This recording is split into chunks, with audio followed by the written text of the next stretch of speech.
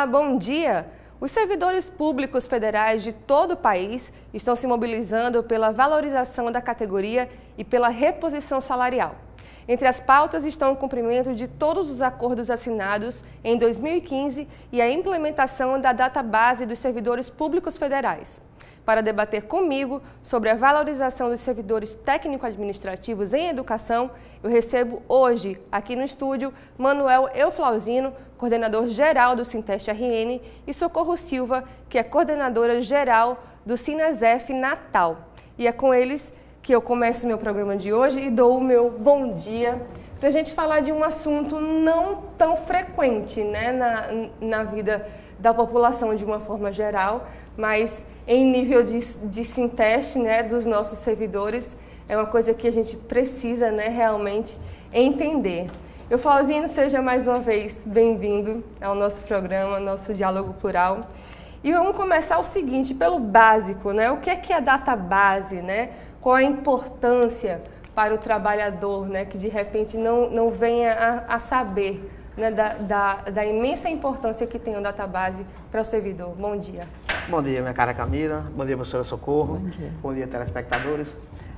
A database é vou chamar um momento o ponto mais importante que tem a vida do trabalhador. Sim. Com a database estabelecida, o trabalhador tem, pelo menos, a certeza de que seu salário terá uma data onde deve ser corrigida. Se não for, pelo menos a discussão acontecerá. Então, todos os trabalhadores, eu digo da CLT, com exceção dos servidores públicos, têm uma database definida. Sim. Aquela database leva a uma convenção coletiva, leva a discussão de acordo coletivo de trabalho. Como o servidor não tem essa database definida, nós estamos, e a reflexo disso, nós estamos desde 2015 em correção salarial. Sim. Nosso salário está defasado. A última correção que nós tivemos no salário foi uma greve que nós fizemos em 2015 e, diga-se de passagem, que desse acordo o governo só cumpriu a parte salarial. Sim. Então, exatamente pela falta da database, nós temos toda essa dificuldade de ter essa data limite. Tem servidores que não estão ainda entendendo que desde 2015 isso não foi reajustado?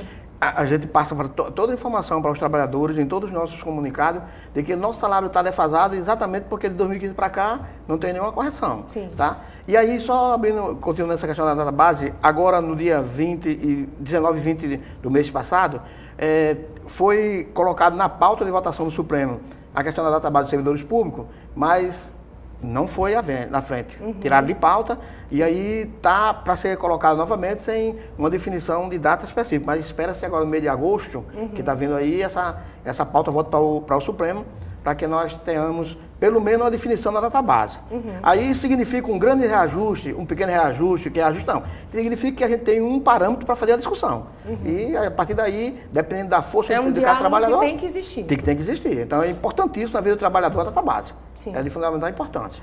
Entendi. Socorro, seja bem-vinda ao nosso programa. Então vamos falar um pouquinho, né, dessa questão do reajuste que o Euflauzino colocou para a gente.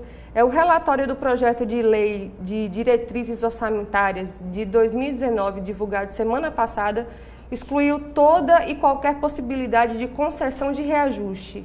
Ainda existe uma maneira de negociar, tendo base nisso que o Euflauzino falou? Sim, é importante a gente entender o porquê dessa exclusão de possibilidade de reajuste.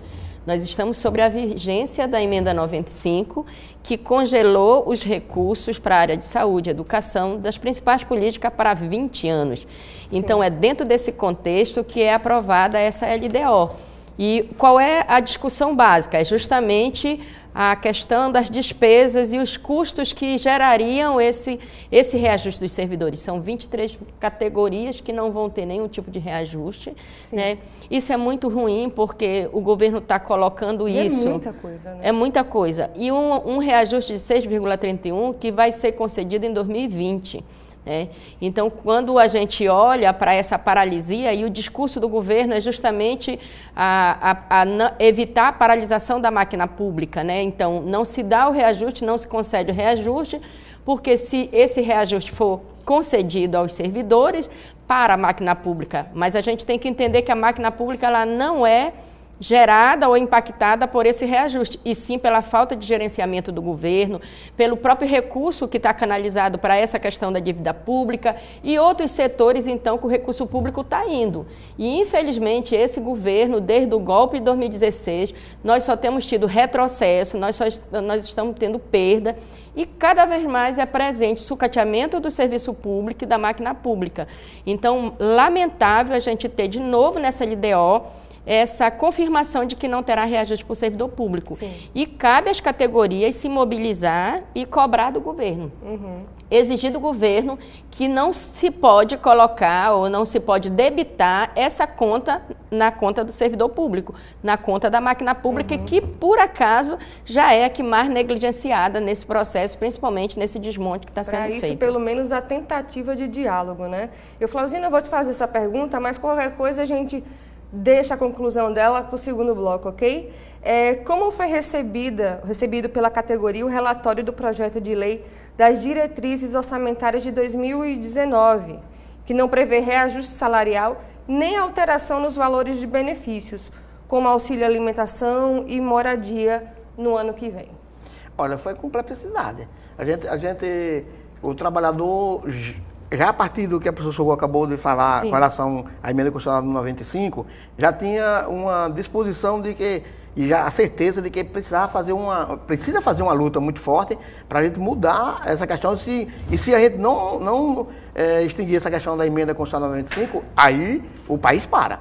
Tá? E fora isso, aí aparece essa proposta desse relator, de forma, sei lá de onde ele tirou essa inteligência toda, de que colocando que 2019 não pode ter reajuste nenhum para os trabalhadores, exatamente levando em conta a máquina que eles dizem funcionamento preservar. da máquina pública. Só que o processo é invertido nesse momento. Então, os trabalhadores estão perplexos com essa situação e estão dispostos a fazer uma luta, porque uma LDO desse tipo não pode ser aprovada no sentido de que você não tem a menor perspectiva de ter através da luta dos trabalhadores.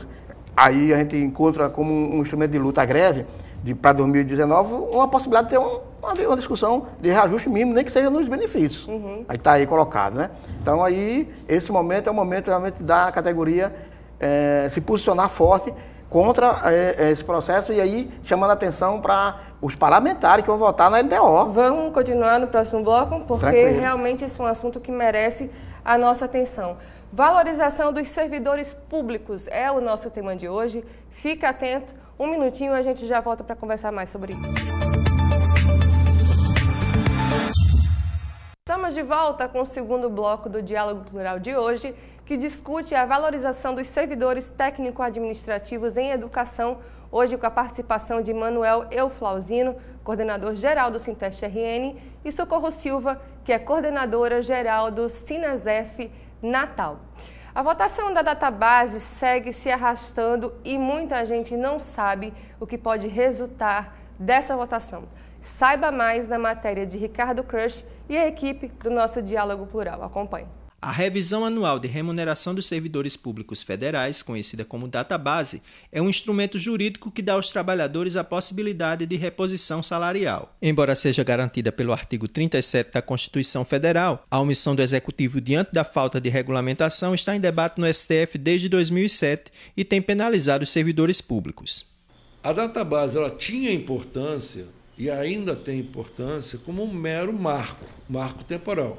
Acabou um ano aqui, acabou uma negociação aqui, a partir daqui nós temos que renegociar. Isso é o que acontece na iniciativa privada. No serviço público isso nunca existiu. Por quê? Porque a Constituição garantiu o direito de associação, garantiu o direito de greve, mas, lamentavelmente, foi extirpado da Constituição o direito do servidor público ter direito à negociação coletiva. Isso foi extirpado da Constituição. Em 2014, em função do pedido de vista do então ministro Dias Toffoli, o julgamento da database foi suspenso. E só agora, em 2018, a votação deve ter prosseguimento. O julgamento trata-se de uma sonegação da aplicação da database. O servidor público ficou sem revisão geral anual. Se por acaso essa ação sai vitoriosa, nós poderíamos dizer que nós teríamos a mesma ação para o período de Lula e nós teríamos a mesma ação para o período de Dilma e o mesmo período para o que está aí temporariamente no governo. É importante explicar o seguinte: isso não traz aumento salarial. Por quê? Porque o Supremo, o Judiciário não pode dar aumento. O que nós estamos pedindo, o que está sendo julgado, é a existência ou não de um dano moral, um dano material. Nós estamos pedindo uma indenização pelo dano sofrido. Socorro, em janeiro, o governo federal publicou um decreto que extingue 60,9 mil cargos na administração pública. Essa chamada reestruturação, né, feita sem discussão, pode gerar retirada de direitos. Ela não fere os termos do acordo da greve de 2015, sempre sem diálogo, né? Como a gente já vem acompanhando há muito tempo. Fala um pouquinho. Como eu falei anteriormente, a desestruturação ou desmonte do serviço público é o que está sendo provocado por esse governo. Então, essa questão da extinção desses cargos, o argumento do governo, mais uma vez, é dizer que os cargos estão obsoletos, que não atende mais à demanda, né, à nova realidade dos setores, da tecnologia, e por conta disso, então, apresentou esse decreto. Mas a gente sabe o que está por trás do governo, porque quando você fala em retirada de direito, você também fala em falta de criar um funcionamento adequado da máquina pública, porque extingue cargos que até então têm vigência. Mas o próprio decreto também, ele coloca lá a proibição de concurso público, ele veda. Então, você extingue cargos, mas você não põe outro, você não recoloca outro cargo, já que era a extinção dos cargos por conta da realidade conjuntural, da necessidade de adequar com outros servidores, com outras funções, mas, ao mesmo tempo, ele proíbe a contratação de novos servidores e também o concurso público. Então, é uma contradição o tempo todo que esse governo tem feito. É claro que a gente sabe que, assim como tem a questão das perdas de direito, você vai ter a falta de valorização dessas categorias. Então, a perda de direito tanto na questão da remuneração, como também na própria política de valorização da carreira desses servidores. Sim. Então, isso está dentro desse pacote de desmonte do serviço público, dessa restauração, e esse é apenas um dos problemas que o serviço público está passando. Tem outra, a questão do desmonte da própria carreira do PCCETAI, que está em discussão, né? Hoje tem um outro projeto tramitando do teto do serviço público, que é justamente retirar essas conquistas que nós já tivemos ao longo, né, desse processo todo, e outras coisas que a gente está vendo que o governo associa, penaliza o trabalhador por conta do má funcionamento da máquina pública, né? Então, tudo isso está associado à não valorização do serviço público e do servidor público. E cada vez mais fica presente que a prioridade desse governo não é o serviço público, e sim os setores financeiros desse país. É como a gente já vem falando, né, Flavinho, há tanto tempo. Se você quiser complementar o que a gente falou no primeiro bloco, fica à vontade, Flavinho, mas o Plano Nacional de Desenvolvimento dos Servidores do PCCETAI foi lançado. As instituições aderiram mais alguns pontos, como o edital de seleção dos trabalhadores e aprimoramento da carreira, ainda não foram, né, concretizados. Você pode falar aí alguns desses pontos para a gente?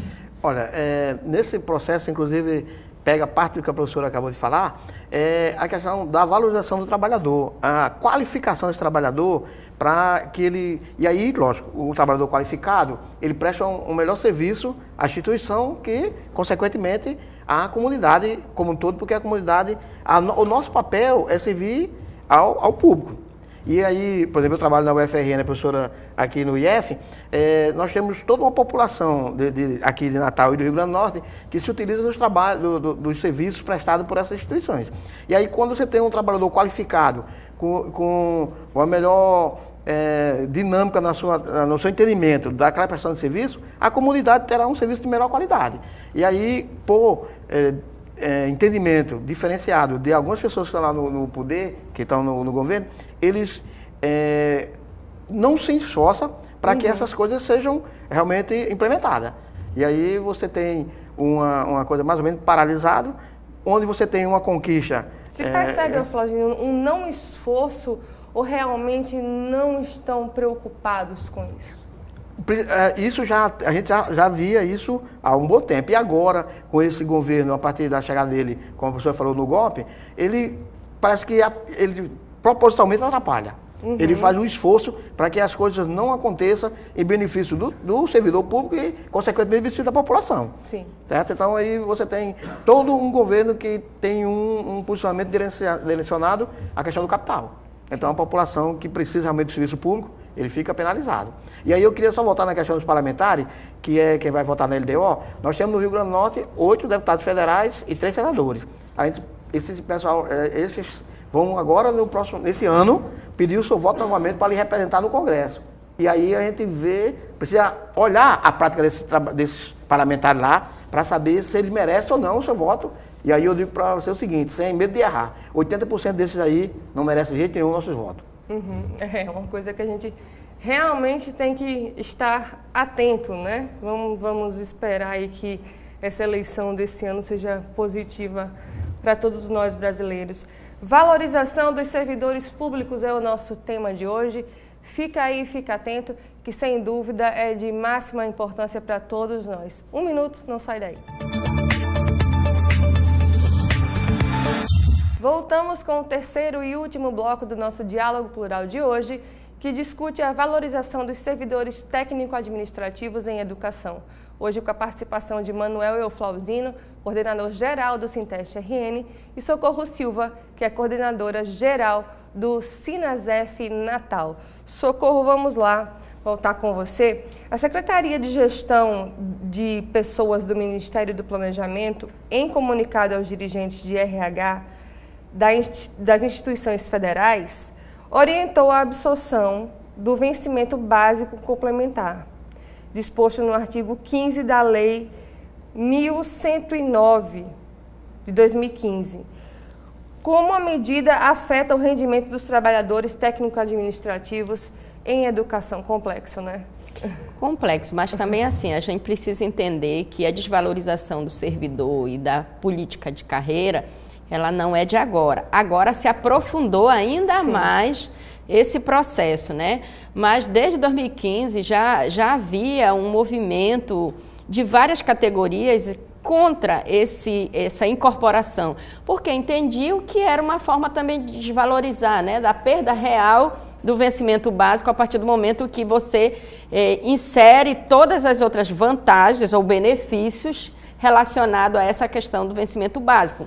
E aí, de certa forma, esse reajuste, quando concedido, porque agora nós estamos, desde 2015, principalmente os técnico-administrativos da educação, né? Porque nós estamos... O Sinasef representa 2 categorias, os docentes e o técnico-administrativo. Os docentes ainda tiveram, em 2016, um reajuste mínimo que foi paralisado agora a partir de 2018. Mas os técnico-administrativos, desde 2015, não tem. Então, esse vencimento básico, de certa forma, ele diminui o poder real de ganho, né, salarial da categoria e, de certa forma, não representa, né, a própria valorização do que seria o servidor, porque ele coloca um teto ali, ele coloca um teto de vencimento e todo reajuste que é concedido com base nisso. Então, de certa forma, ele não oportuniza, né, essa valorização e um crescimento real daquele trabalhador dentro da função que ele ocupa. Então, com certeza, quando você diz assim, como a gente pode pensar dentro do acordo de greve e dentro dessa relação com a perda de valorização, poder aquisitivo de compra. O que está posto aqui nesse vencimento é o poder aquisitivo de compra do trabalhador, né, que afeta o rendimento, diminui, né, não promove realmente uma valorização correta e com dignidade que o trabalhador de todas as funções tem, né? Então, desde o início, as categorias já foram contra essa incorporação. E a gente percebeu que, na prática, o que se deu é isso. Cada vez mais tem a jornada, mas o valor diminui, porque ele não vai realmente fazer o valor, a equiparação adequada daquela função, daquele cargo, né? Então, de certa forma, é um engodo o que tem essa incorporação do vencimento. É um engodo, porque não reflete o que é e que deveria ser com a política de valorização do trabalhador, principalmente a questão do reajuste salarial. Sim. Entendi. Flauzinho, nos últimos anos, a melhoria da jornada de trabalho, ponto eletrônico e remoção tem sido lutas constantes, né, do sindicato. A gente vem falando isso há vários programas aqui. Essas lutas ainda estão no começo, porque a gente já vem falando tanto, né? E ainda vem se arrastando. Por incrível que pareça, a gente sente que ainda é o início de uma grande luta por parte dos trabalhadores para mudar mesmo esse quadro. Porque, assim, essa questão do ponto eletrônico ou o controle de frequência da forma eletrônica, ela não significa que vai fazer com que o trabalhador produza realmente. Sim. Então, aquele trabalhador que não produz assinando um ponto no papel, também não vai produzir assinando um ponto eletrônico. Uhum. Isso é apenas uma forma que alguns chefes, que não têm uma gerência mais forte sobre o seu trabalhador, ele usa para ter o controle daquele trabalhador ali, pelo menos na hora de chegar e sair desse trabalhador. Uhum. Agora, se esse trabalhador vai produzir mais, produzir menos, isso aí é uma questão gerencial. Tá? A questão das outras pautas que está colocada, ela tem que ser uma luta sempre constante. A gente precisa estar sempre mobilizando os trabalhadores para que tenhamos, através da mobilização e do conjunto da luta dos trabalhadores, as vitórias. Nós temos um processo interessante no serviço público, que é assim, durante um certo período, inclusive do governo Henrique Cardoso, ele não teve concurso. Então, a gente tem uma parte de trabalhadores que tem uma vivência de luta num processo bem passado, que aí era um processo mais forte, uma parte sem concurso e uma parte depois de um período de 2003 para cá, concurso para novos servidores. Então, a gente tem trabalhadores que têm um processo de luta mais forte no passado, tem uns trabalhadores que chegaram agora e aí, com o uso da tecnologia, ele não tem o mesmo entendimento da luta do passado, mas a gente precisa estar criando fórmula para fazer com que esses trabalhadores tenham a mesma visão, para que a gente consiga construir junto, trabalhadores que têm mais tempo no serviço público e os novos que estão chegando, uma luta única, que afinal de contas, o patrão é o mesmo, o salário é único e aí as conquistas serão únicas para todo mundo. Sim. Então, é uma luta que está sempre iniciando. A gente pode dizer que está sempre reiniciando. Reiniciando, isso aí é verdade. Socorro, quais os ataques diretos, né, que os servidores técnico-administrativos em educação vêm sofrendo pelo atual governo? São inúmeros, né? Os ataques são inúmeros. Mas, assim, a gente vê que essa questão da política de desvalorização é o principal. Além da gente ter outros que... Essa história da remoção que vocês falaram. Sim. A semana passada, o governo federal, ele implementou uma portaria em que permite a remoção do servidor de qualquer... a revelia do servidor, porque é a bem do interesse da administração pública, né? Uhum. Então, ela vai, além de não promover o concurso, porque quando não promove o concurso, está proibido o concurso, né? A própria emenda 95, ela não valoriza o serviço, nem o trabalhador, ela não permite o investimento, né, na carreira, porque se não tem a questão de novos concursos, não tem uma política de valorização porque não tem recurso, aí você tem na questão da educação a escola sem mordaça, que hoje é uma realidade que está para ser discutida no serviço público, tem o projeto do teto do funcionalismo público também, que está tramitando. Então, observe que tem muitos ataques, né? Tem muitos ataques aos servidores, e não é só os técnico-administrativos, mas o conjunto das categorias, que se a gente fosse nominar aqui, a gente passaria um pouco mais de tempo. O que a gente sabe é que esse governo elegeu o serviço público como bode expiatório para resolver os problemas que o país vem enfrentando. Uhum. Então, colocou a culpa no serviço público e no servidor. Então, não valoriza, não investe. A educação, nós tivemos vários retrocessos, como a reforma do ensino médio. O problema era o serviço público, né? Exatamente. Então, a reforma do ensino médio foi aprovada aí, sem um diálogo com a educação, com os servidores, né? A própria perseguição com a questão dessa lei da mordaça. Então, nós temos uma desvalorização dos trabalhadores em educação, o autoritarismo com a questão da extinção desses cargos, sem um diálogo com as categorias, o não andamento dos acordos de greve, do acordo de greve de 2005, os GTs não tomaram, né, não caminharam, foi paralisado depois da questão do golpe.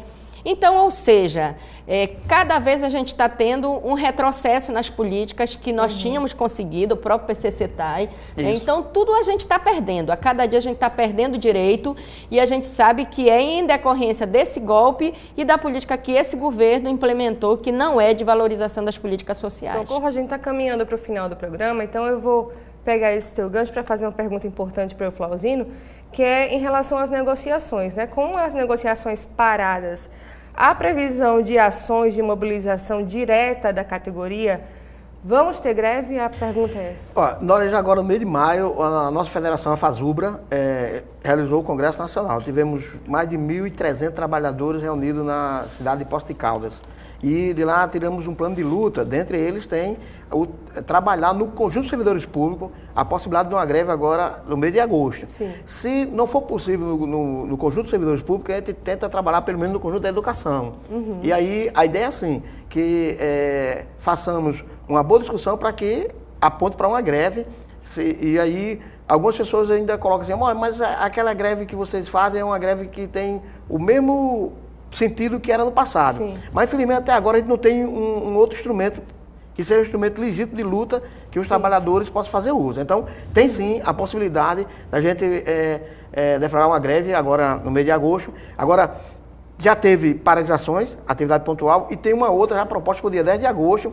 A partir dessa paralisação do dia 10 de agosto, a gente vai estar discutindo se construir uma greve a partir daí, ou se é uma atividade pontual que a gente também faça uma outra até a gente conseguir fazer uma grande greve. A atenção dos servidores. Se a gente conseguisse fazer uma greve geral nesse nosso país, era o ideal para a gente demonstrar a revolta dos trabalhadores com esse descaso que está tendo com os serviços públicos e com os servidores principalmente. Os recursos da educação, tanto das universidades e dos institutos federais, foram reduzidos significativamente. Então, como é que você promove uma educação de qualidade, desvalorizando os trabalhadores e desvalorizando a qualidade do ensino? Então, está na hora realmente da gente se mobilizar. Os trabalhadores têm que entender que só teve perda, só teve retrocesso, e é hora de reagir, porque a culpa não está no trabalhador, está no má gerenciamento e na corrupção desses políticos que estão no poder. É verdade. Socorro e Flauzino, muito obrigada pela presença dos dois. Sejam bem-vindos, venham sempre ao nosso programa para discutir esse e outros tantos assuntos que a gente tem que deixar claro, né, tanto para os servidores, para a população de uma forma geral, que vai ter que votar agora em outubro, né? E você de casa que quiser mais informações sobre o nosso Diálogo Plural, acompanhe as atualizações no nosso Instagram, pelo @SintestRN, no nosso site, que é o www.sintestrn.org.br, ou na nossa página do Facebook, que é o facebook.com/SintestRN. A você um ótimo final de semana e até o próximo sábado, se Deus quiser. Tchau, tchau.